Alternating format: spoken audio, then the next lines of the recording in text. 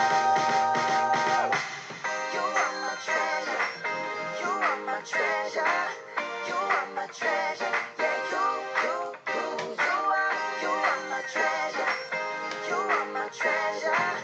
You are. Buenos días, estimados estudiantes, sean muy bienvenidos a la clase, espero que estén muy bien, que hayan descansado y que ojalá que este día sea de mucho provecho para todos ustedes. El día de hoy vamos a continuar terminando ya el capítulo de lógica, ¿verdad?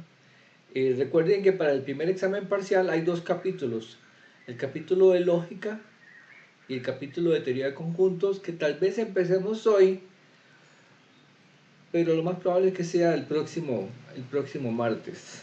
Entonces, para que ustedes vayan ya trabajando en eso. Vean que es bastante materia. Es decir, mi recomendación es no empiece a estudiar esos temas faltando muy poco tiempo para el examen.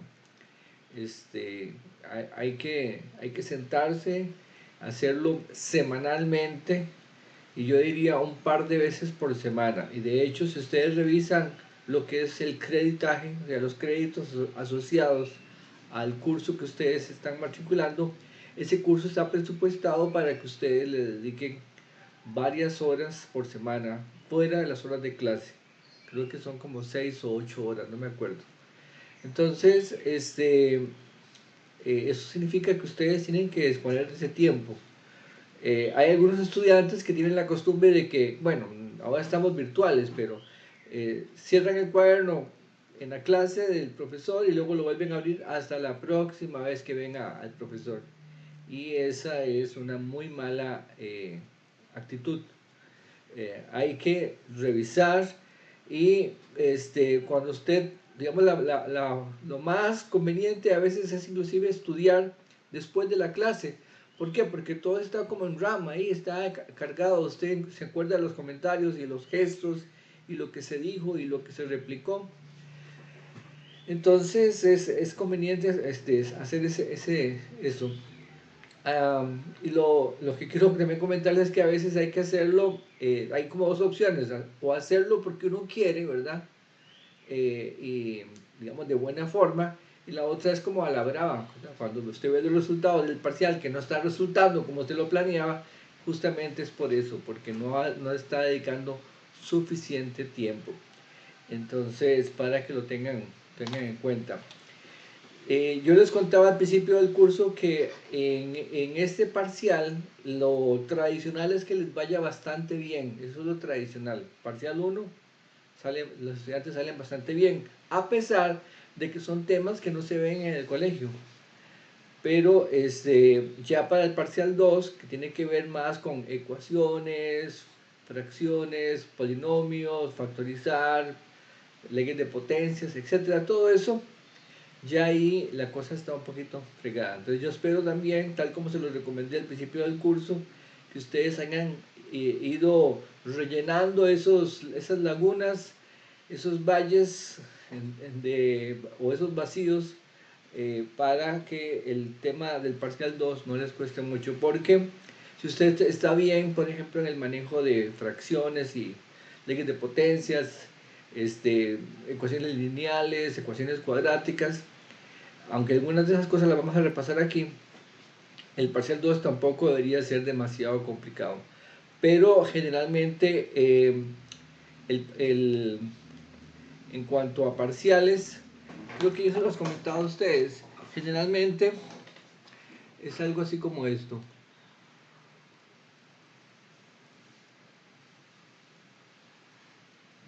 El parcial 1 es bastante fácil, ¿verdad? Aquí las cosas están bien, y los estudiantes generalmente salen bien. No todos, como siempre, pero generalmente una buena parte de los estudiantes sale bien. El parcial 2 aquí es donde se pone más difícil. Esta cuesta de acá es más complicada para los estudiantes en el parcial 2.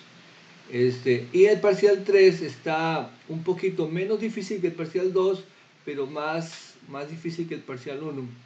Entonces aquí el parcial 3 hay una oportunidad de recuperarse. Hay una posibilidad de recuperarse y eso es importante que lo tengan en cuenta. Y es que el profe nos está asustando y demás. Vean, yo este curso lo he dado desde el 2015, entonces saquen de cuentas, lo he dado muchísimas veces, lo he coordinado, no, ahora no soy el coordinador, pero sí lo he coordinado, es decir, que yo he tenido que planear los exámenes y andar en muchas cuestiones de estas, entonces tengo mucha experiencia sobre más o menos cómo se comporta la población, así que eso es más o menos lo que pasa, casi sin conocerlos a ustedes y sin pensar en algunos en particular y que la nota de corte, no, nada de eso me he fijado. Eso es la parte estadística. Es para que lo tengan presente, chicos. Bueno, de esto voy a comentarles algunas veces lo mismo porque a veces hay estudiantes que no vienen a clases y entonces tal vez no se lo pierden, pero es importante que lo tengan en cuenta. Vamos a, como de costumbre, saludar a algunos de ustedes. Vamos a ver. Aarón Arias, ¿cómo estás, Aarón? Buenos días, profe, muy bien. Buenos días. Aarón, ¿cómo le está yendo en la U? Bastante bien, de hecho. Sí, ¿le gusta? ¿Es el primer año para usted? La verdad es que sí, soy de primer ingreso. Sí. ¿Y todo virtual o está yendo a algún curso ahí bimodal? No tengo introducción a informática bimodal, voy Ah, los jueves. va los jueves. ¿Le gusta así ir un día sí y otro día no? ¿O preferiría todo presencial? ¿Cómo le gustaría? La verdad me gusta bastante ir presencial, pero en algunos momentos es más cómodo estar aquí virtual. Entonces me gustaría tenerlos todos bimodal, Ajá. la ¿Usted verdad. dónde vive, Aarón? En Tibás, Tibás. De Tibás a la U, ¿cuánto hace más o menos? 40 minutos. tardo como unos 40 minutos en llegar más o menos. Ajá, ok. Sí, no es tanto, ¿verdad? No es tanto. Vamos a ver, Erika Araya, ¿cómo estás, Erika? Bien, usted, profe. Bien. Usted, Erika, ¿qué tal le ha parecido la universidad? Usted es primer año, ¿verdad? También. Sí, primer año. Ajá. Y súper bien, ahí vamos, poco a poco. Sí, y está también igual bimodal. Sí, un curso lo tengo bimodal, Y los la, jueves también. ajá. ¿Y la carrera de computación es lo que usted esperaba o usted ha llevado sorpresas? No, la verdad sí va conforme las expectativas que tenía. Ok. Erika, y dígame una cosita, ¿usted dónde vive? Ahorita estoy en Pavas, En Pavas. ¿Y en el curso de cuánto dura de Pavas a la U? Unos 40 minutos también, ¿verdad? Un poquito, sí, por ahí. Sí, como 40 minutos, una hora más. Lo hace en bus, ¿verdad? Tiempos. Ajá. Y en hora pico dura un poco más, ¿no? Sí, por ejemplo, ayer que tenía que ir a la U como tipo 12, sí dura un toquecillo más ahí en San José, más Ajá. que todo. Ok, ok. Y Enoch, ¿cómo estás, Enoch? Hola, profe. Muy bien, Todo usted. bien. Enoch, usted escribe su nombre con H, ¿verdad? Yo lo he visto sin H también. Sí, sí. ¿Qué es lo más usual, sin H o con H? Lo más usual que he visto, los pocos que he conocido, es sin H. Sin H, ¿verdad? Es que creo que en la Biblia, porque es un Sí, nombre bíblico, Enoch creo que era el padre de Matusalén, ¿verdad? Algo así. correcto. Ajá. Para los que no se acuerdan, Matusalén es un personaje bíblico que supuestamente vivió como 700 años, una cosa así. No sé cuánto vivió Enoch, pero Matusalén es famoso por eso. Bueno, aparte que hay un licor que se llama Matusalén. Enoch, ¿y usted dónde vive? Yo ahorita estoy viviendo aquí bastante cerca de la U, por barrio La Paulina, arriba, cerca de Ah, sí. Centro de Computación. Ya, ¿llega caminando? Sí, estoy como a 5 minutos. Ah, qué bueno. Entonces, ¿y qué le gusta más? ¿Aún así, virtual o bimodal? Ahorita estoy recibiendo solo un curso totalmente presencial, que son, bueno, ese curso de deportivas, pero sí me gustaría recibir más un curso presencial. Ajá. Ok, ok. Muy bien. Les digo esto porque también es bueno, a veces hacemos reuniones los profesores y es bueno comentar cuál es la experiencia de los estudiantes. Ustedes son una, no sé si han oído la expresión, una camada. Mi mamá cuando tenía gallinas decía, esto es de una camada. O sea, es como un grupito de pollitos, todos nacieron al mismo tiempo. Ustedes son muy particulares porque vienen de la pandemia. Entonces, muchos de ustedes han tenido mucho tiempo en la modalidad virtual. Pero también han vivido en el colegio la parte presencial, ¿verdad? Probablemente de primero a tercero, parte del cuarto lo vivieron presencial y luego ya la parte de la pandemia. Entonces hay un montón de situaciones que nosotros tenemos que ir considerando y es bueno que sepamos, a veces los profesores hacemos ciertas presunciones sobre los estudiantes en cuanto a la formación, en cuanto lo han vivido, pero la realidad a veces es otra, entonces es bueno informarse. Vean chicos, vamos a continuar con la parte de las demostraciones. Decíamos que en cuanto a las demostraciones, tenemos varias modalidades.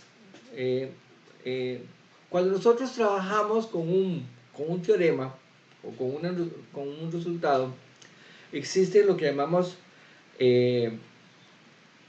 evidencia de algo y luego lo que es una demostración.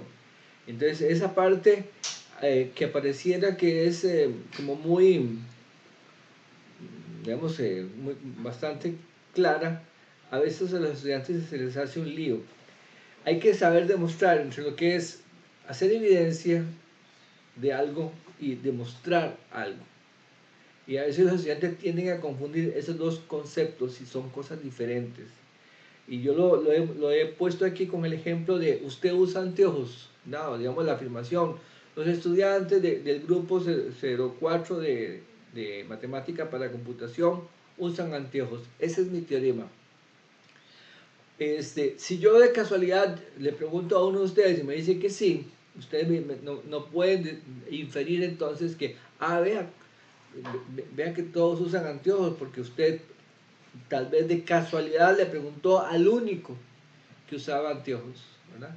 Entonces es importante que cuando hablemos de demostración y hacemos una afirmación sobre todos los elementos de un grupo, para que esa afirmación sea verdadera, todos y cada uno de los miembros tienen que cumplir con esa situación, no solamente uno. Por eso a veces las demostraciones se hacen no con un elemento específico, sino con un elemento genérico. No hablamos de Camila Fariñas, sino que hablamos de estudiante X, estudiante X.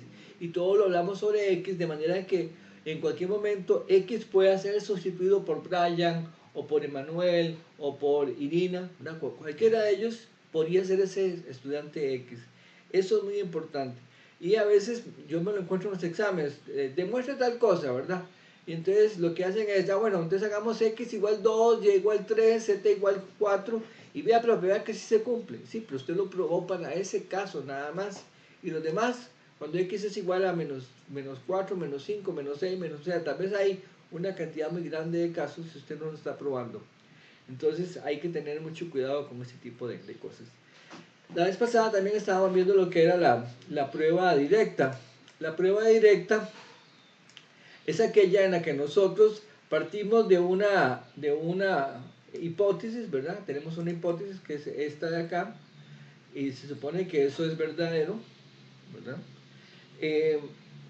Aquí tal vez falta decir algo más. Generalmente en los teoremas, que es lo que queremos trabajar aquí, hay dos tipos de información importante. Una son los axiomas.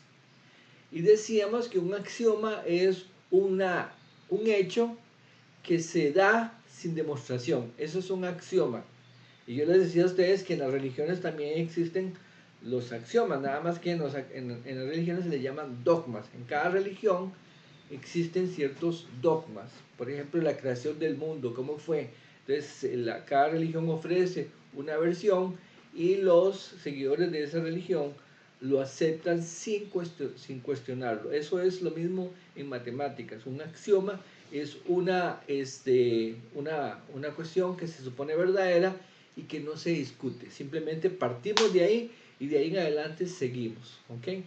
Y eso se da en matemáticas, que es tal vez la parte más abstracta de la ciencia, ¿verdad? Digamos, por decirlo de alguna forma, pero vean que también nosotros no podemos en la ciencia demostrar todo. Llega un momento en el que nosotros partimos de ciertos elementos, claro, a la luz de cierta evidencia que nos da la realidad, ¿verdad? Pero no se demuestra todo. Por eso a veces pasa que en algunos campos científicos de pronto se demuestra o se nota que aquello de lo cual se había partido como parte básica de ese edificio de la ciencia estaba mal, estaba falseado, o había un caso que bueno, por ahí no anda la cosa. Y entonces el edificio tiende a desplomarse o a tener sus fisuras. Y eso es importante, o sea, porque a veces los axiomas de los que se parten tal vez no están debidamente bien justificados o bien aplomados. Entonces, nosotros tenemos las axiomas y además de eso tenemos una hipótesis. Axiomas e hipótesis. Axiomas son hechos que se sabe que son ciertos, no se cuestionan. Esos son los axiomas. Y las hipótesis son cuestiones que se suponen verdaderas para ese caso en particular. Por ejemplo, axiomas. Todos los seres humanos, vamos a poner algunos axiomas, también no sean ciertos en el 100% de los casos, pero voy a poner algo únicamente para ejemplificar. Todos los seres humanos tienen sangre, axioma 1. Eso es cierto, eso se cumple en todos los casos. Usted podría empezar a ponerse a rebuscar mucho y decir, no, vea, profe, si tal cosa, lo otro. Bueno, no, pero vamos a poner axioma 1. Todos los seres humanos tienen ¿cómo se llama? Sangre. Axioma 2, todos los seres humanos tienen un corazón, ¿okay? O por lo menos un corazón. Todos los seres humanos tienen por lo menos un pulmón. Entonces, ahí son algunas cuestiones que uno dice, sí, ok. Pero también a ese conjunto de axiomas yo podría decir, bueno, y si el ser humano es de Costa Rica, bueno, es todo lo demás que se sabe de los seres humanos, pero ahora tenemos un elemento adicional, que es un supuesto que no se vale para todo el mundo. Yo no puedo suponer que todo el mundo, que toda la gente en la Tierra, ¿verdad? En el planeta Tierra, sea de Costa Rica. Estamos haciendo esta hipótesis adicional, que H es verdadero. O sea, por ejemplo, que los seres de los que vamos a hablar son costarricenses, o son de Nicaragua, o son de Sudáfrica, etc. Entonces, esa es la diferencia entre una hipótesis y un axioma. Y la idea es que usando hipótesis y axiomas nosotros podemos hacer ciertas deducciones hasta llegar a probar lo que se nos pide que probemos. La vez pasada habíamos hecho este ejercicio de acá de probar que tenemos esos axiomas, por ejemplo, que si 3 está en A, perdón, que 3 está en A, eso es cierto. La demostración de eso, profe, no, es que es un axioma, eso no lo demuestro. Eso se supone que es así, ¿verdad? ¿Okay? Como suponer que los seres humanos tienen sangre. Eso es así, ¿verdad? No lo voy a demostrar. Ahora, el otro axioma es que si X está en A, resulta que 3X más 1 también está en A. Y si X está en A y Y está en A, la suma también está en A. Entonces, estos son algunos axiomas. Son 3 axiomas que tenemos para este mundo del cual estamos hablando, que se trata de algunos números reales, ¿verdad? Son números reales, y sobre esos números reales tenemos esos 3 axiomas que están acá. Ahora, viene un teorema. En los teoremas generalmente se supone, aunque no se diga, que se están mostrando algunos axiomas. Digamos, eso es como el la cuestión que no se menciona pero que se sabe. Entonces tenemos los axiomas y tenemos una hipótesis adicional. Esa hipótesis es esta, porque dice sí, vean que dice sí, el 7 está en A, entonces si 7 está en A, entonces 25 está en A. ¿Ok? En general, yo de los axiomas no puedo decir que 7 está en A, ¿ok? Porque yo sé que 3 está en A. Y aquí, por ejemplo, decíamos la vez pasada, bueno, 3 por 3, 9, más 1, 10. 10 está en A. Pero digo yo, ¿cómo puedo yo probar que 7 está en A? No, eso no lo puedo probar. Entonces, es una hipótesis adicional, que 7 está en A. Entonces, si 7 está en A, se va a cumplir que 25 está en A. ¿Ok? Esa es, tenemos entonces esos tres conjuntos de axiomas, perdón, estos tres axiomas, más esta hipótesis. Y esta es la conclusión a la cual debo llegar. No voy a desarrollar todo este ejemplo en específico, en la clase pasada lo hicimos, solamente les voy a recordar cómo se hace la demostración, pero ya la vez pasada, para los que no estuvieron, revisen el video, yo lo expliqué, empezamos a jugar, hicimos un circulito y empezamos a decir, bueno, estas son las reglas de un juego. Entonces, con base en esas reglas, ¿qué podemos ir deduciendo? Ah, bueno, entonces, si sabemos que 3 está en A, entonces 3 por 3, 9, más 10 está en A, pero si 10 está en A, entonces le vuelvo a aplicar la misma regla. 3 por 10, 30, más 1, 31 está en A. Y aquí si 3 está en A y 3 está en A, o sea, le aplico a 3, esta regla, el axioma 3, 3 más 3 es 6. Ah, mira, 6 también está en A. Y así empiezan a salir un montón de numeritos o cuestiones que están por ahí. Y hago ciertas deducciones. El chiste es poder demostrar que 25 está en A. Y la vez pasada, algunos de ustedes me hicieron la indicación de cómo podía yo hacer esa demostración. Acá voy a mostrar solamente esta situación acá. Entonces, estos son mis axiomas y esta es la hipótesis de que 7 está en A. Vean que la hipótesis la tomo del teorema que me dieron a demostrar. Y lo que yo tengo que probar es que 25 está en A. ¿Okay? La conclusión es esta de acá, que 25 está en A. Muy bien, entonces yo lo que tengo que hacer es empezar a hacer un razonamiento basado, usando esta información. Por ejemplo, entonces yo sé, insisto, o sea que esto es verdadero, que esto es verdadero, que esto es verdadero y que esta hipótesis es verdadera. Aquí no se dice por ningún lado, pero se supone que esto es verdadero, ¿verdad? Entonces ahí tenemos esto como premisa. Premisa, si usted quiere cambiar la palabra premisa, puede poner supuesto verdadero, ¿verdad? Supuesto verdadero. Entonces, si 7 está en A, si 7 está en A, entonces yo puedo multiplicar por 3, ¿verdad? Puedo multiplicar por 3 y sumarle 1, entonces eso me haría que 22 está en A. Entonces tengo que 7 está en A y que 22 está en A. Ah, mira, pero resulta que 3 está en A, ¿verdad? Esa es otra es un axioma.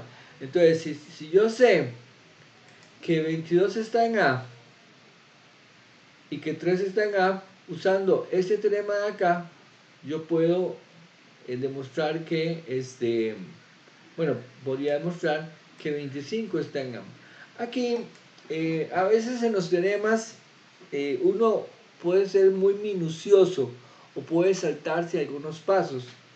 Aquí lo que estamos haciendo es diciendo en esta línea 3, es que esto es cierto por sí solo, eso es cierto por sí solo, y esto de acá también es cierto por sí solo, pero si yo tengo que P es verdadero y Q es verdadero, el I de ellos dos también va a ser verdadero, por eso es que se pone aquí en esta línea un I. Esto es verdadero por aparte, ¿verdad? Esta parte de acá, y esto es verdadero por aparte, entonces el I es verdadero. Y si esto es verdadero, puedo aplicar el axioma 3, que es como una especie de inferencia, ¿verdad? Y decir, ok, entonces 25 está en A, y esa sería la conclusión. Entonces, esa es la demostración del teorema. Algunas veces en los exámenes hay algunos ejercicios como este. Se les da a ustedes, por ejemplo, para que sepan más o menos qué pueden encontrar en el examen, se les da a ustedes las líneas del desarrollo, ¿verdad? Entonces 7 está en A. Entonces aquí a la izquierda, aquí, tiene que ir poniendo qué cosa, o sea, ¿por qué 7 está en A? ¿Cómo lo sé? Ah, bueno, aquí usted puede poner, porque es una premisa, o algunas veces me podrían poner, porque es un supuesto, premisa o supuesto es lo mismo.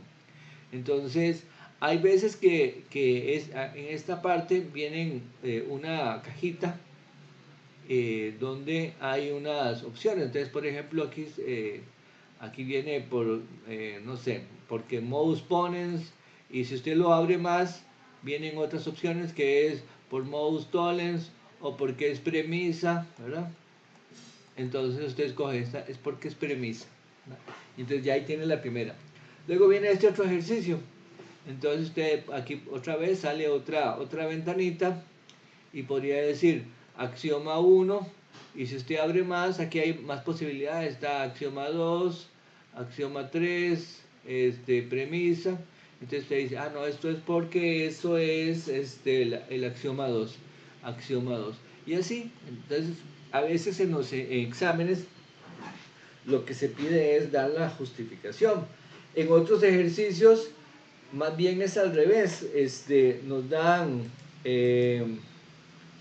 las justificaciones y lo que queremos que ustedes hagan es poner las, o sea, escoger qué cosa es cierta aquí a la izquierda. Entonces se ocultan estas líneas y usted tiene que irlas encontrando, ¿verdad? Entonces hay veces que sucede así. Y también está el tipo de ejercicio donde a usted le dan eso y le dan un campo en blanco y usted tiene que hacer todo. La afirmación y la justificación. Afirmación, justificación, hasta llegar a la conclusión que pide el, el ejercicio. Bueno, ese es el ejemplo 55. El ejemplo 56 es una continuación de este. Si ustedes se fijan bien, son las mismas reglas. Ejemplo 56 son las mismas reglas. Pero ahora, nuestro teorema es un poquito diferente. Porque dice que si 2 está en A. Recuerden que el anterior era si 7 está en A, el 55. El 56 es si 2 está en A. Entonces 27 también está en A. Entonces aquí hacemos es algo diferente. Igual se tiene que tratar de usar las fórmulas a ver con qué se llega, o sea, a dónde se llega, ¿verdad? Por ejemplo, en el anterior yo había probado que si 7 estaba en A, entonces 25 está en A. ¿Ok?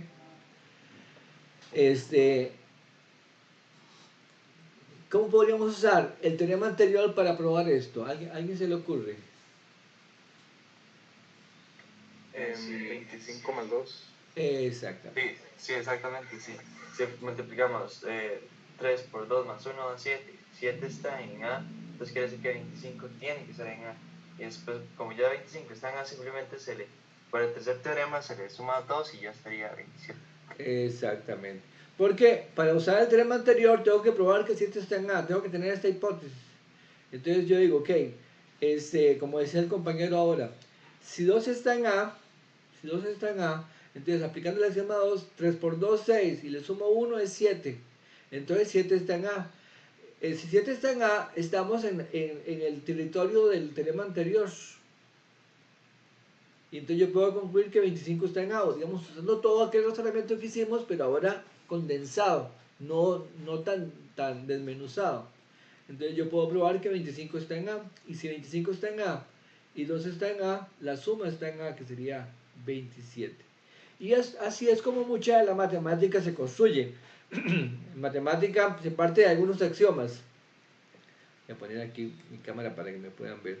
Se parte de muchos axiomas y a partir de los axiomas se hacen algunos teoremas. Y se va trabajando así. Un teorema que puede usar axiomas y un teorema tal vez previo. Entonces se construye un teorema más complicado. Y así se van construyendo deducciones cada vez más complicadas. Entonces usted al final termina con un edificio de la matemática muy alto, basado en un montón de teoremas. Esa es la idea. Los teoremas ¿cómo se llama? En la matemática vienen a ser como los puentes que se hacen en las ciudades y en las carreteras que conocemos. ¿Qué hacen los puentes? ¿Para qué sirven? Bueno, si usted fuera de Heredia, San José, ahí por el puente del Virilla, ¿qué tal si ese puente no estuviera? ¿Qué nos tocaría hacer? Tenemos que tirarnos ahí, abismo hacia abajo, llegar al río, tal vez nadar y volver a subir, ¿verdad? Entonces, toda esa parte que probablemente ya con el carro no lo podemos hacer, pero como está el teorema, como está el puente, yo me paso al otro lado. Ya ni lo siento, ni tampoco me pongo no, existe este atajo, ese trozo de conocimiento. Eso es más o menos lo mismo que un teorema, ¿verdad? Entonces aquí, tal como el compañero lo decía, bueno, 2 está en A, entonces esa es la premisa. Esa está acá en esta parte. Entonces, eso es lo que tenemos ahí. Si 2 está en A, entonces yo puedo concluir por este teoremita que 3 por 12 más 1 7 también está en A, ¿verdad? Esa es la siguiente parte, 7 está en A. Y si 7 está en A, yo puedo echar para atrás y bueno, en el ejemplo 55, el anterior, dijimos que si 7 estaba en A, 25 estaba en A. Entonces ahí está el teorema anterior.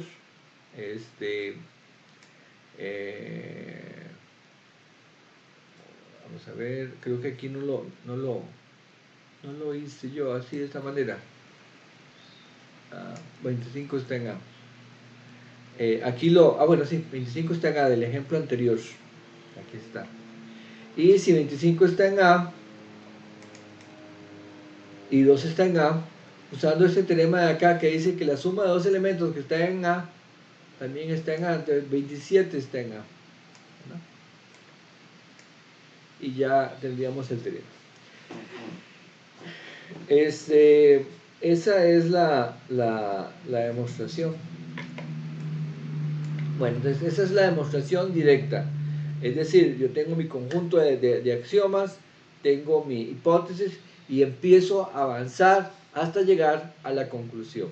Ese es un enfoque, esa es una forma de hacer la demostración. Y notemos también que a veces tenemos que jugar un poquito, ¿verdad? No es que yo empiezo ahí, digamos, como a batear, a ver qué sale, no, un poco orientados hacia dónde queremos llegar, esa es un poco la idea. Ok, entonces, aquí hay otro tipo de demostración. Yo voy a saltarme esto porque de esto casi no sale en el examen, mejor voy a concentrarme más bien en los modelos que sí son importantes o que son clásicos de examen. Y la otra es la demostración por contradicción, prueba por contradicción. Vean, una cosa que yo les cuento a ustedes, creo que se los conté en el video y se los cuento ahora, es que en matemáticas hay dos cuestiones que son muy parecidas. Y es la prueba por contradicción y la prueba por reducción al absurdo son básicamente lo mismo, están muy relacionadas. Entonces, para efectos de examen, si usted quiere usar reducción al absurdo o contradicción, es lo mismo. Es decir, no hace falta que usted sepa la distinción entre eso. A pesar de que aquí en el libro y en los apuntes se hace la distinción, nosotros yo no voy a molestarlos con esa parte. Entonces, contradicción y reducción al absurdo puede suponer para efectos prácticos de examen que es lo mismo, ¿verdad? Pero aquí en el PDF se hace la distinción. Entonces, ¿cómo se hace la prueba por contradicción? Generalmente la prueba por contradicción es esta. Uno niega la conclusión. Entonces uno dice, ¿y si no fuera así? Eso es lo que a veces uno hace en la vida real, ¿verdad? Y si no me quiere, le piensa el novio de la novia o al revés, ¿verdad?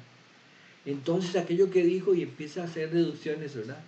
Y la cuestión es que si de pronto llega a una cuestión que no tiene sentido, usted dice, no, debe ser que sí me quiere, porque si no llegamos a esto que no tiene ni pie ni cabeza, ¿verdad? Entonces, esa es un poco la idea de lo que es contradicción, ¿verdad? Que nosotros podamos agregar una hipótesis más. Yo tengo axiomas y tengo hipótesis, pero tal vez son como insuficientes. Entonces agrego una hipótesis más, que es negar la conclusión. Negar la conclusión. ¿Sí? Y si no me quiere, y si me engañó, ¿verdad? Y si no me da regalo para mi cumpleaños, entonces esa es una hipótesis adicional que agregamos, y entonces trabajamos ya no solamente con los axiomas y con la hipótesis del teorema, sino con una adicional que es la negación de la conclusión.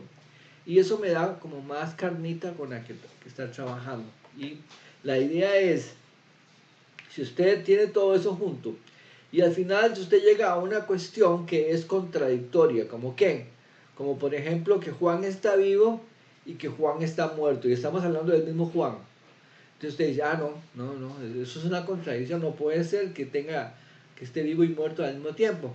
Entonces, todo esto surgió a raíz del supuesto de negar la conclusión de que no me quería o de que no me iba a regalar el cumpleaños. Entonces, la conclusión es concluimos entonces que sí me va a regalar el cumpleaños o que sí me quiere, ¿verdad? Esa es un poco la idea. Se los cuento así en términos muy sencillos para que tratemos de aterrizar cuál es el enfoque. Entonces, nosotros tenemos aquí una hipótesis, ¿verdad? Esta hipótesis que está acá. Y aquí dice esto: se asume verdadera pero no se usa. En la reducción al absurdo, quitamos esta opción. Entonces, a veces se usa y a veces no se usa. Cuando no se usa se llama contradicción, y cuando sí se usa se llama reducción al absurdo. No le haga caso a esa distinción, nada más le digo para que usted se acuerde. Entonces, tenemos la hipótesis, que puede usarla o no. Ya usted verá a ver si la usa o no la usa. Entonces, tengo hipótesis, tengo axiomas y agrego algo más. Agregamos esta otra. Negamos la conclusión. ¿Y será que no me quiere? ¿Verdad? Como la canción. Entonces, por contradicción, entonces vamos a suponer que esto es verdadero. Vamos a suponer que no me quiere, dice el novio, la novia. Entonces, ya puedo usar la hipótesis, puedo usar esto de acá y puedo usar los axiomas. Y entonces empieza a trabajar ahí. Tenemos ahí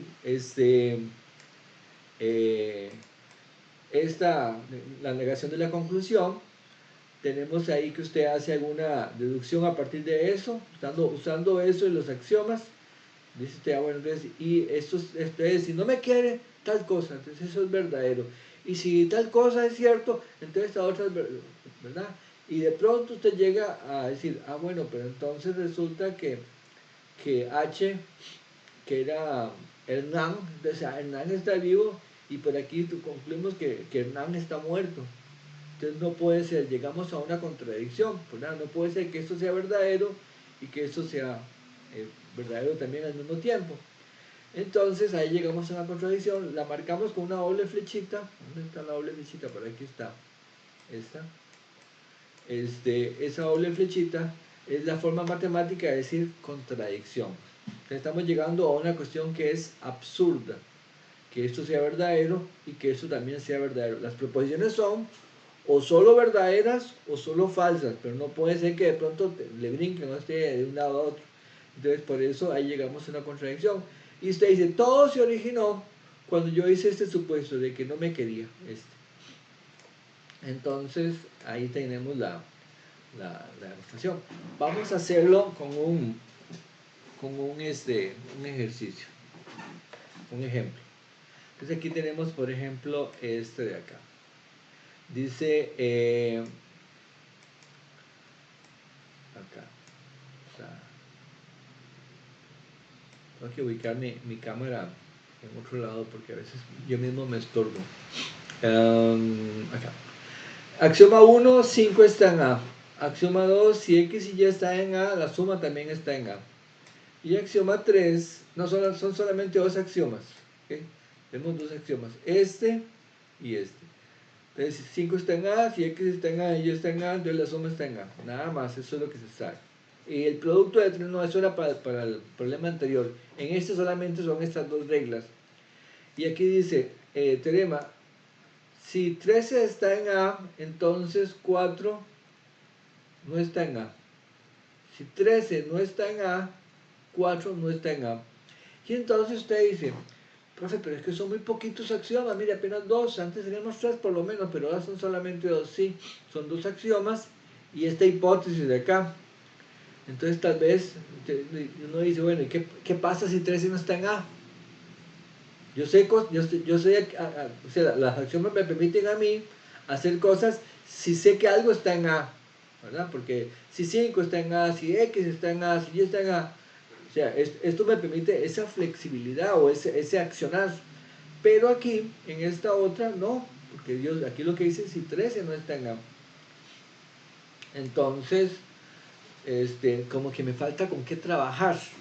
Por eso, nosotros vamos a aplicar por contradicción. ¿Y qué es lo que hacemos? Okay, entonces supongamos lo contrario de esto. Okay. En este caso estamos suponiendo que o sea, la conclusión es que 4 no está en A. Vamos a suponer lo contrario a eso. Vamos a suponer que 4 está en A. Por aquí lo ponemos. Lo ponemos aquí. Suponemos que 4 está en A.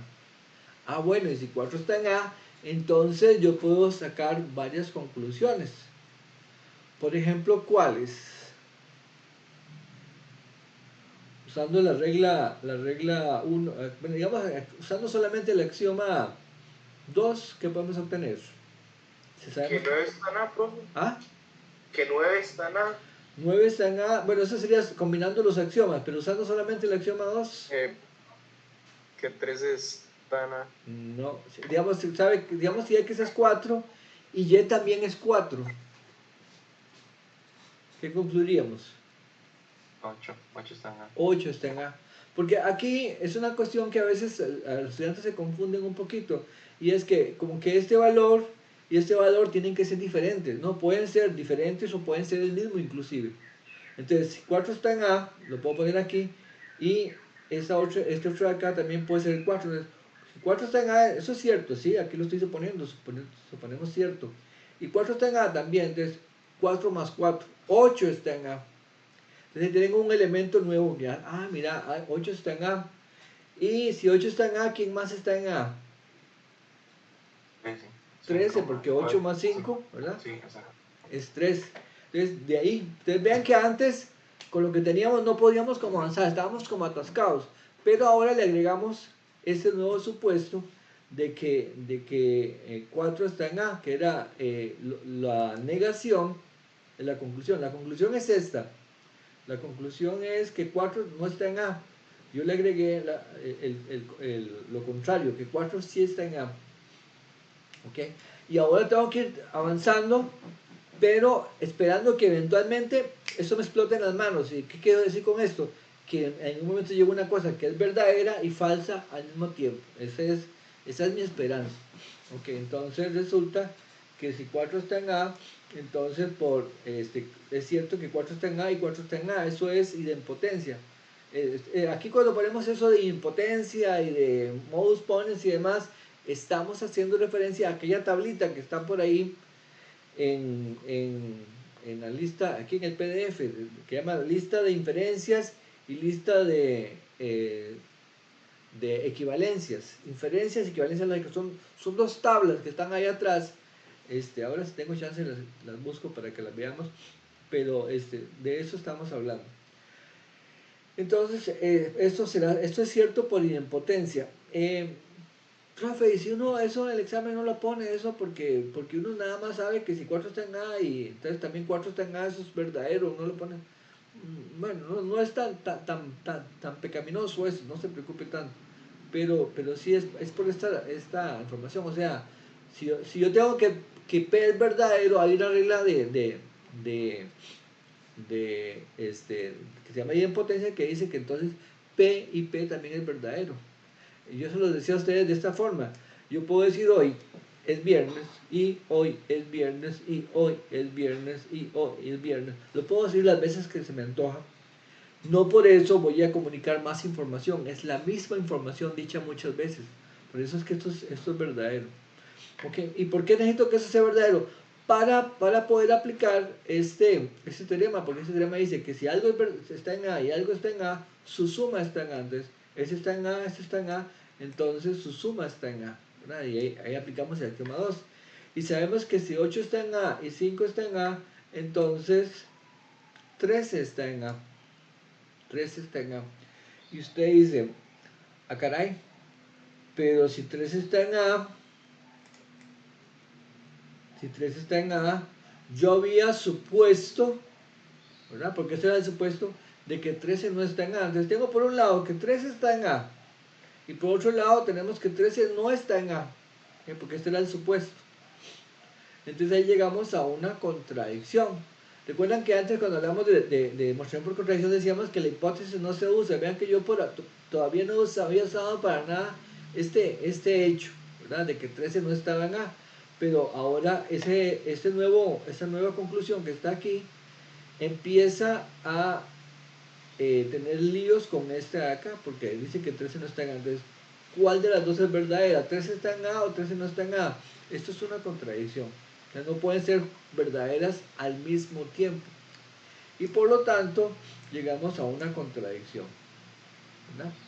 Y todo se originó cuando yo supuse, cuando dijimos, ¿y será que no me quiere? La hipótesis era, perdón, esta. Entonces lo correcto debe ser que 4 no está en A. Profe, Ajá. pero lo que dice es que si 13, o sea, no es que está diciendo el teorema que 13 no está en nada, está como suponiendo que si 13 no está en nada, 4 no está en nada, o sea, que tiene una relación directa. Sí, sí. Entonces, en la demostración lo que está demostrando usted que 13, si 13 estuviera en A, 4 está en A.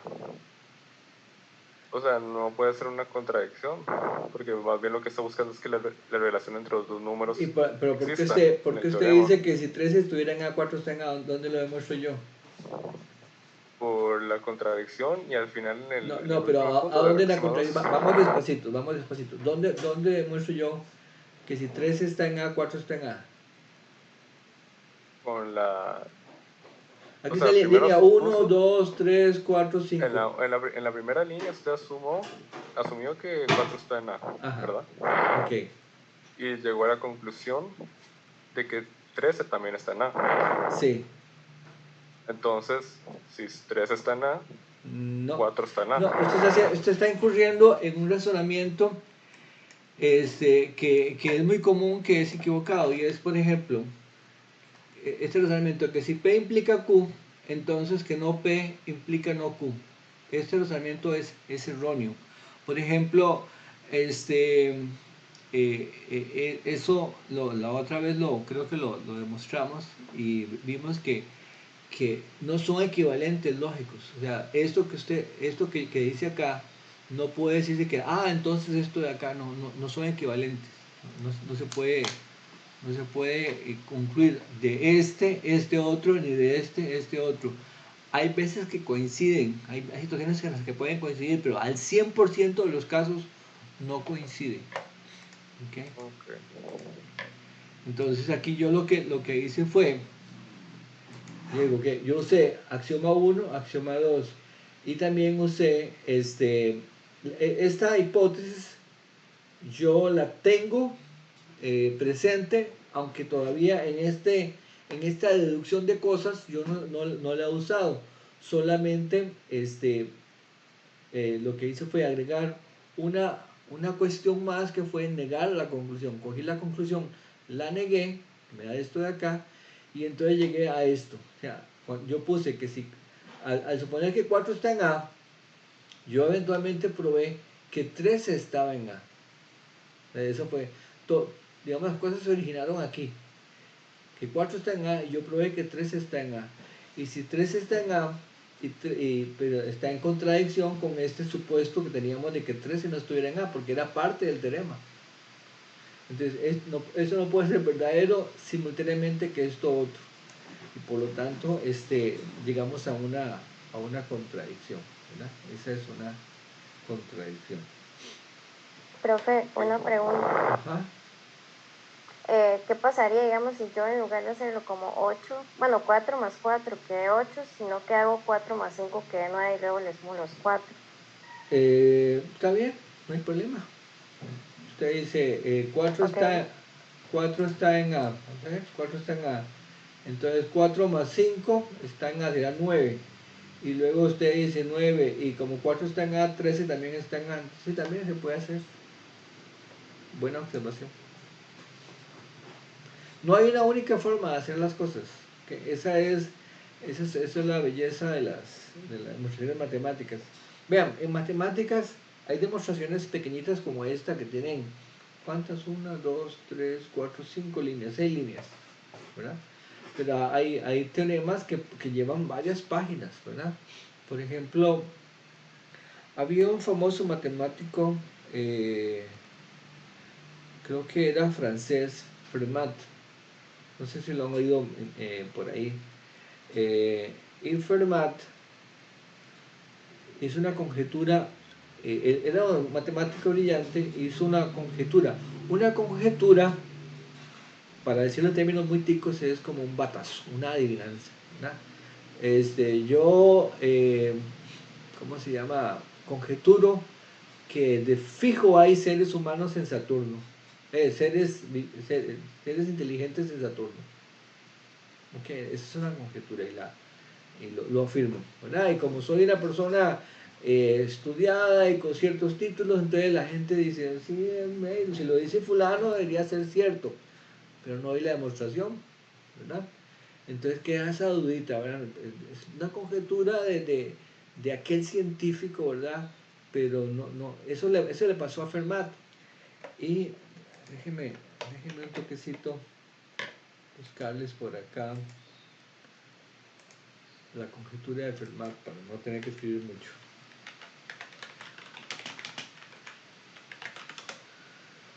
Acá. El último teorema de Fermat se llama así. Y acá.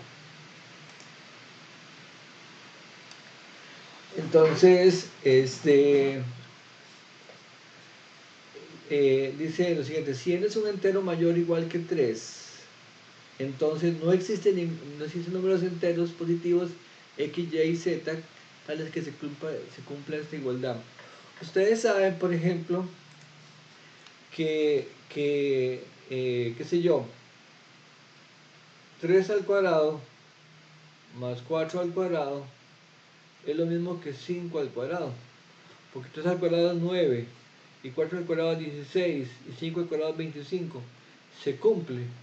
Pero Fermat dice, mira, esto se cumple para 2, pero si ya es mayor o igual que 3, esa vaina no se cumple para nadie, ¿verdad? Y él muy astuto y dijo, vean, esto es cierto, y resulta que, ahí puso el teorema de Fermat, no le puso teorema, porque yo no le ponía a mis cosas teorema de Ávila, pero le puso teorema. Y por aquí pone, tengo una demostración, aquí en una esquinita, tengo una demostración muy interesante de esto, pero no tengo espacio para escribirla, ¿verdad? Así o más jetón, como decimos aquí en Costa Rica, ¿verdad? No tengo espacio. Pasaron cientos de años y nadie podía dar con la demostración de este teorema. Y hasta hace como, vamos a ver cuándo fue,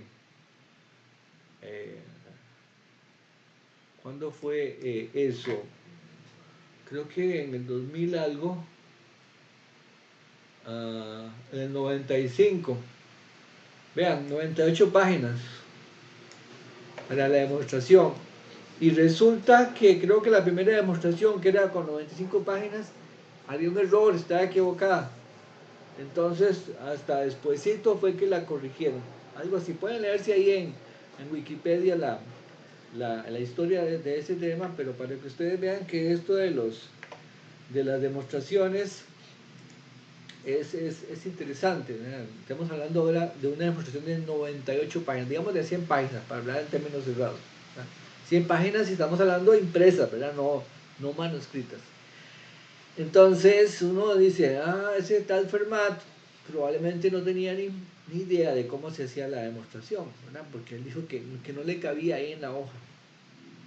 Y claro, él era un matemático renombrado, entonces la gente tendió a pensar que era que se perdió la demostración o que era algo muy sencillo, pero eso no era tan sencillo de demostrar. Aquí tenemos otro tipo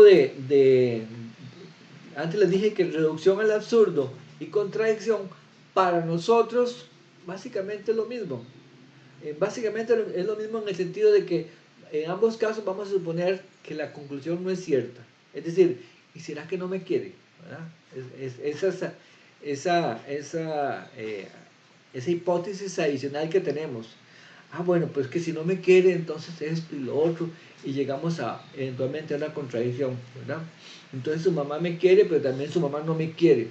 Entonces, eso no puede ser. Lo correcto debe ser que sí me quiere, ¿verdad?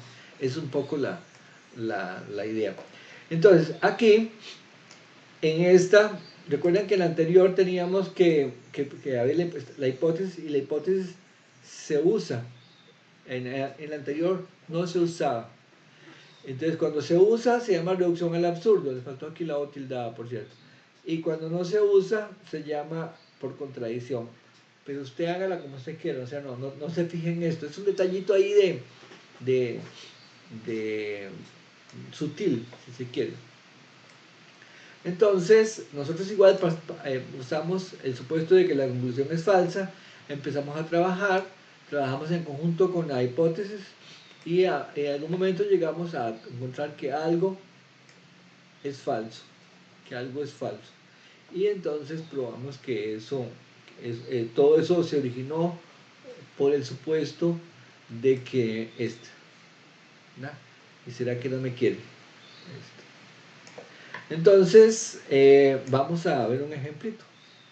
Aquí está. El ejemplo es este.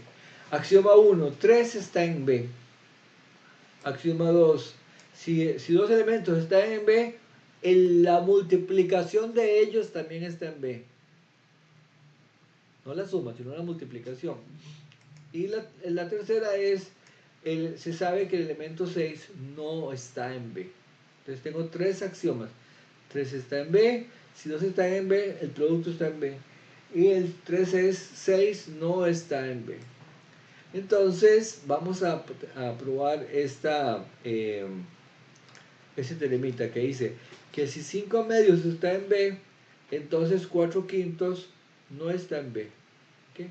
Entonces, ¿qué cosas sé yo que son verdaderas? Yo sé que esto es verdadero, axioma 1, axioma 2 es verdadero, axioma 3 es verdadero, esto de acá es verdadero.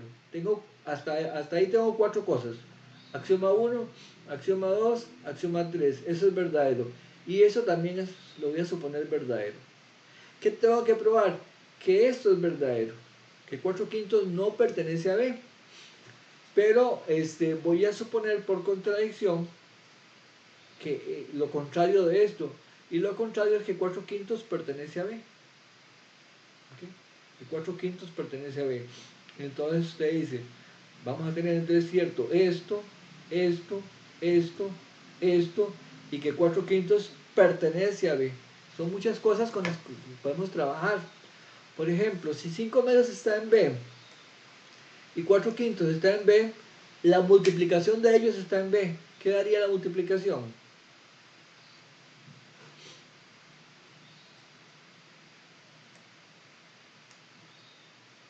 Dos, profe. Da 2, ¿verdad? Porque es 5 medios multiplicado por 4 quintos. Ese 5 con 5 cancela, y 4 entre 2 me da 2. Entonces 2 está en B. Pero si 2 está en B y 3 está en B, ¿quién está en B? 6, porque 3 por 6. 12. Exactamente. Porque si aquí ponemos 2 y aquí ponemos 3, 6 está en B. ¿Verdad? El producto está en B. Pero llegamos a una contradicción con el axioma 3. Tenemos por un lado que 6 está en B y por otro lado que 6 no está en B. Eso es contradictorio. Y entonces ahí estamos probando que que este supuesto de que 4/5 no está en B, pero de que 4/5 está en B es falso. Lo correcto es que 4/5 no esté en B. Vamos a ver, borremos por acá, borramos y acá. Entonces ahí tenemos, nada más para escribirlo bonito, esta es la negación de la conclusión, ¿no? ¿Y será que no me quiere? ¿Será que esto no es cierto? Entonces, si esto no es cierto, tiene que ser así, ¿no? Si 4/5 no está en B, entonces lo contrario sería que 4/5 está en B. Entonces supongo lo contrario. Entonces tengo esta información, tengo cosas, ¿de qué cosas me agarro yo?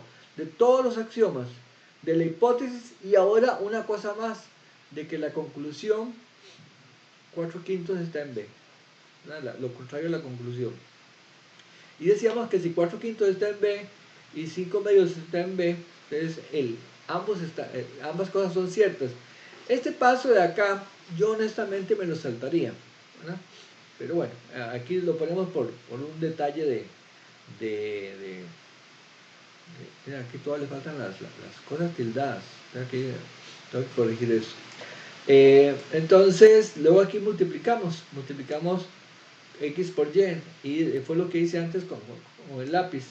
Estos dos están en B, pero esto de acá justamente es el 2. Y sabemos que si 2 está en B y 3 está en B, el producto está en B. Entonces ahí tendríamos que 6 está en B. Y eso es contradictorio. Es contradictorio porque tenemos que el axioma 3 dice que 6 no está en B. Y aquí estoy probando que 6 está en B. Entonces no puede ser que esto sea cierto al mismo tiempo que esto otro. Entonces ahí tendríamos contradicción. A veces a veces yo lo que hago es que voy numerando. Aquí tengo algo en el chat que no me he fijado. Perdonen, pero a veces yo el chat no lo reviso. 8 está en A. Profe, en el punto 3 nosotros podemos agarrar 4 y sumarlo a veces. Eso fue lo que me preguntó antes una compañera, creo. El punto 3. José, usted me estaba preguntando de este ejercicio o el anterior. Probablemente José no tiene micrófono. Ahí, perdone, pero yo a veces no. Si alguien ve algo que me escribe en el chat y yo no lo veo, me avisan, porfa, porque ahí se me pasó. Bueno, que a veces lo que yo hago para no tener que escribir mucho, por ejemplo, yo numero las líneas. Entonces aquí, esta es la 1, 2, 3, digamos que son los axiomas, ahí está numerado. Luego aquí 4, 5, 6, 7, 8, 9 y 10. ¿Para qué las numero? Bueno, estas para poderlas referenciar. Por ejemplo, aquí 4/5 está en B. Entonces aquí es por contradicción, ¿verdad? Por contradicción. Y 4/5 y 5 veces está en B. Eso sería haciendo referencia a quién. El 4/5 sería la línea 4 y 5 veces está en B es la línea, eso es la línea 4 y 4/5 no, y 5 medios, eso sería el teorema. Yo creo que aquí me salté una línea, debería haber puesto, perdón, vamos para atrás. ¿Qué pasó que no quiere volver? Aquí debería haber puesto 5 medios está en B. Aquí. Eso es por hipótesis.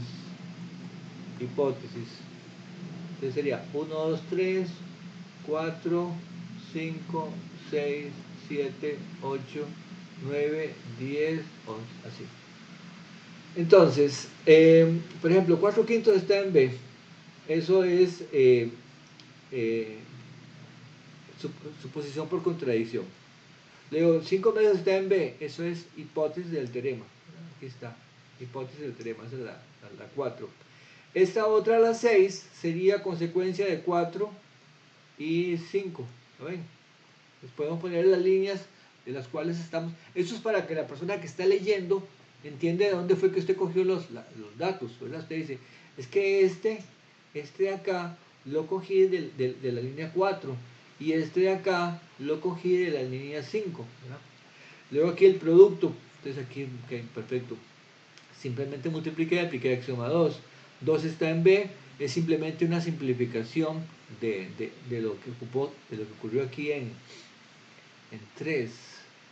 Ah, es que en 3, es que estas líneas están numeradas, perdón. ¿Serían 7, profe?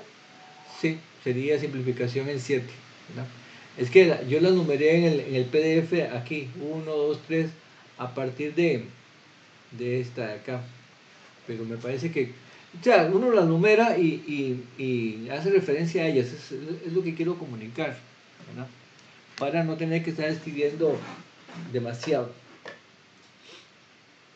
Bueno, entonces, mejor vamos a avanzar. Una pregunta. Sí. Entonces, después de todo, el teorema está bien, o sea, o no está bien. Es que los teoremas no están bien ni mal, los teoremas son verdaderos o son falsos, ¿verdad? Sí, perdón, ¿es verdadero o es falso? El teorema es verdadero. El teorema es verdadero. Okay, sí, Okay. ya. Sí. Y esa duda que tiene usted es totalmente natural, ¿verdad? Porque uno dice, es que llegamos a una contradicción, entonces como que el teorema está malo, ¿verdad? Esa fue lo que usted razonó, lo cual tiene pleno sentido. Pero digamos en matemáticas se hace de esta forma y lo que tenemos aquí es un método de demostración. Entonces uno lo que hace es coge el teorema, niega la conclusión. Si al negar la conclusión se desploma el asunto, ¿verdad? Porque si llega a una contradicción, es porque esa conclusión debería ser verdadera. Entonces estamos demostrando, digamos, en el fondo que el teorema está correcto, porque se llega a la conclusión correcta. ¿Está bien? Ahora, también hay teoremas con algunos defectos, y es que tal vez tengan más premisas de las necesarias. O sea, yo podría, por ejemplo, yo le digo a ustedes, bueno, axioma 1, todos los seres humanos tienen sangre. Axioma 2, todos los seres humanos tienen por lo menos un pulmón. Axioma 3, no, teorema. Entonces, si X es de Costa Rica, entonces la sangre es roja. Y usted me puede decir a mí, ¿y qué tiene que ver que sea de Costa Rica? En general, todos los seres humanos tienen sangre de color roja, ¿verdad? Entonces, a veces la hipótesis, o sea, hay teoremas, digamos, que son como mal planteados o tal vez eh, redundantes, pero la hipótesis de que sea de Costa Rica no hacía falta, la conclusión siempre es verdadera, ¿verdad? Entonces, esas cosas pasan a veces en matemática. Y entonces a veces uno en algún teorema uno dice, podríamos eliminar la hipótesis de tal cosa. Entonces eso hace que el teorema sea más general, ¿verdad? Si yo en lugar de decir que es para la gente de Costa Rica, digo que es para la gente del continente americano, mi teorema va a ser más fuerte. Y a veces pasan esas cosas a la hora de mostrar. Ok. Pruebas usando la contrapositiva. Esta es una cuestión que está relacionada con algo que dijo un compañero anteriormente.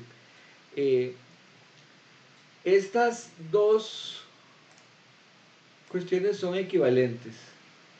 Si P implica Q es equivalente a no Q implica no P, ¿verdad? Y hay un error muy común y es darlo en positivo. Esto es cierto en negativo. Vean que yo aquí el P está de segundo y el Q está de primero. O sea, son equivalentes, pero aquí están al revés en posición, para empezar. Pero la gente tiende mucho a ponerlo en positivo. Voy a ponerles un ejemplo específico.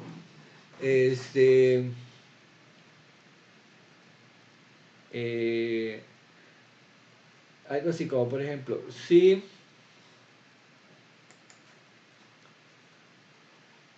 estudias, entonces serás millonario. Vamos a suponer que eso es cierto. Nosotros sabemos que eso no es necesariamente cierto, pero hagamos de cuenta que esa expresión es verdadera, ¿verdad? Si estudias, entonces serás millonario.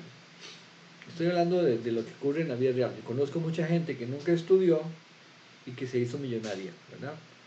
Y hay gente que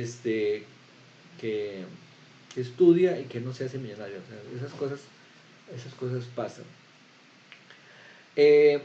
Entonces, lo que dice esta afirmación de aquí arriba es puedo usar la contrapositiva. Si no eres millonario,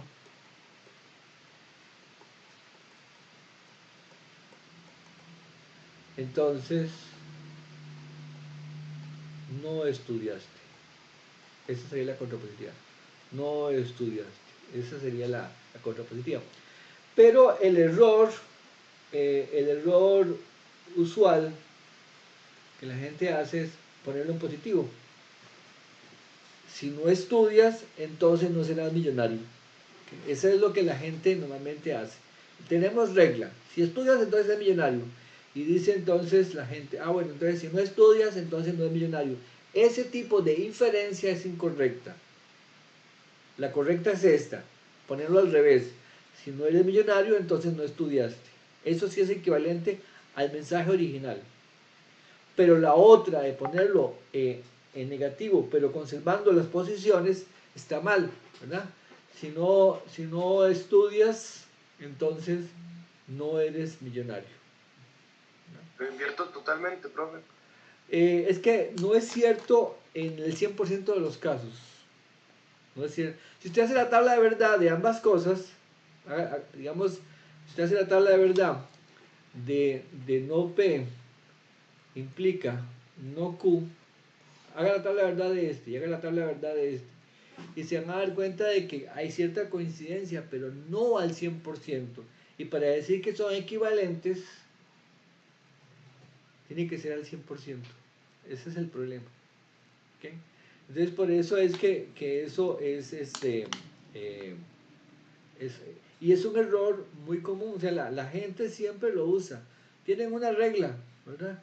Y entonces la niegan en positivo. La niegan conservando la posición, por llamarlo de alguna forma. Profe, entonces si saqué, yo le digo a usted, por ejemplo, si sale más, si saca más de 6, entonces tiene, vamos a ver, si saca más de 7, entonces pasa el curso. ¿Ok? Entonces la gente dice, quiere decir que si no saqué el 7, entonces no pasa el curso. Y no, porque si saca menos de 7, pero más de 6, tiene de hecho un examen de ampliación con el cual podría pasar el curso. Entonces, para que vean que no siempre se cumple lo otro, ¿verdad? Por eso hay que tener cuidado a la hora de hacer esas negaciones. Lo que pasa es que como a veces esas cuestiones resultan verdaderas, la gente tiende a pensar que son equivalentes, pero es que hay situaciones en las que son verdaderas y situaciones en las que no. Para llamarlo equivalencia tiene que ser equivalente en el 100% de las veces. Entonces, esta es la contrapositiva. Y por acá mostramos un ejemplillo, vean. Vamos a ver. Lo borré. Por aquí hay un ejemplo.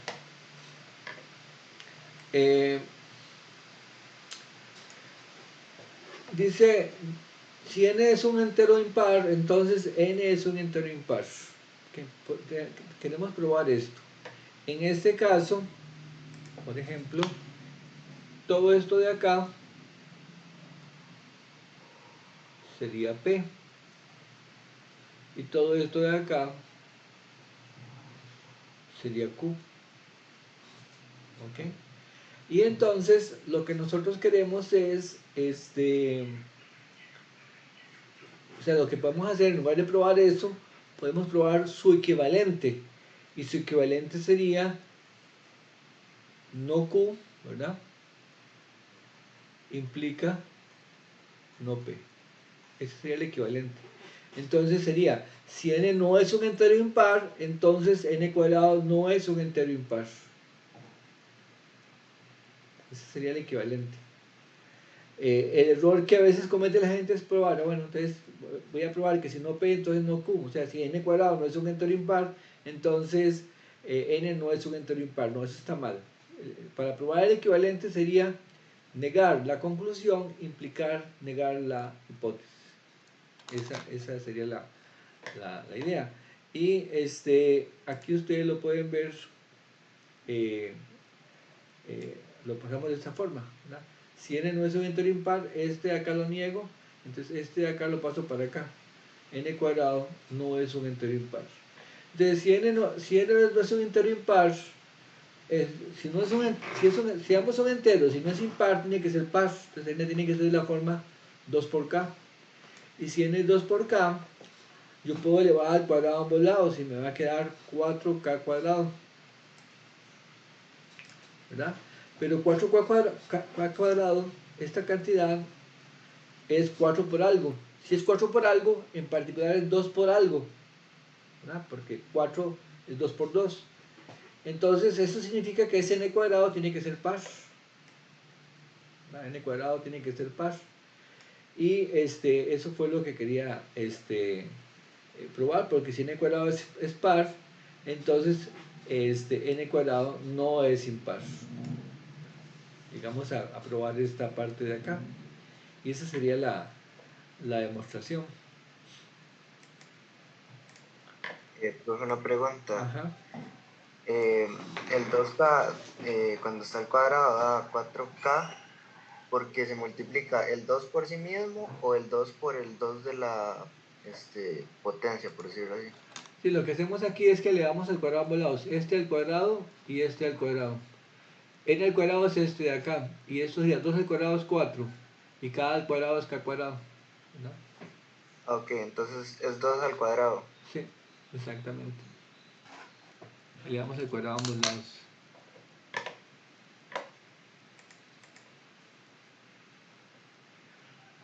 Ok. Bueno, vean, el capítulo termina con cuestiones como esta. Por ejemplo, pruebas del tipo sí, solo sí. De ese tipo de ejercicios, tal vez por acá en teoría de conjuntos no vamos a hacer muchos, pero cuando lleguemos, perdón, en teoría lógica, pero cuando lleguemos a teoría de conjuntos sí vamos a hacerlo de esa forma. Cuando a mí me piden que pruebe que P es equivalente a Q, eso lo puedo dividir en dos partes. Puedo probar que P implica Q y que Q implica P, ¿verdad? Entonces eso significa equivalente. Ese tipo de demostración, digamos, generalmente es como un ejercicio doble, porque me piden que pruebe en una dirección y en la otra. Nosotros hasta ahora estábamos haciendo teoremas del tipo, si tal cosa, entonces tal otra, ¿verdad? Pero podría ser que el teorema diga, demuestre que si tal cosa, entonces sí, solo si tal otra. Eso significa que lo tiene que hacer en dos direcciones. Supone el lado izquierdo, trabaja y demuestra el lado derecho. Y luego al revés, supone el lado derecho, trabaja y demuestra el lado izquierdo. Es como un ejercicio doble. ¿Ya? Vean que aquí mismo se los presento. Entonces, es como, si un teorema dice, si un teorema es del tipo P, sí, solo sí, Q, tiene que ser en realidad dos teoremas. Uno que diga P implica Q y otro que diga Q implica P.